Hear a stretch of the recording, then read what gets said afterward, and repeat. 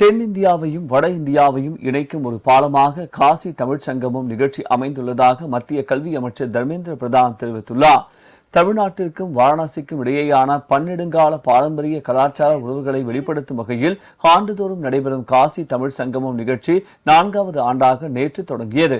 மத்திய கல்வி அமைச்சர் தர்மேந்திர பிரதான் மற்றும் உத்தரப்பிரதேச முதலமைச்சர் யோகி ஆதித்யநாத் ஆகியோர் வாரணாசியில் இந்த நிகழ்ச்சியை தொடங்கி வைத்தனர்.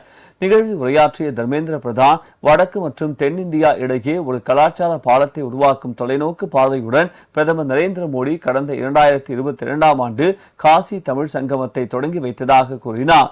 இந்தியாவின் பன்முகத்தன்மை நாட்டின் பலம் என்றும் தற்போது காசி தமிழ் சங்கமம் ஒரு பொது இயக்கமாக மாறியுள்ளது என்றும் தர்மேந்திர பிரதான் கூறினார்.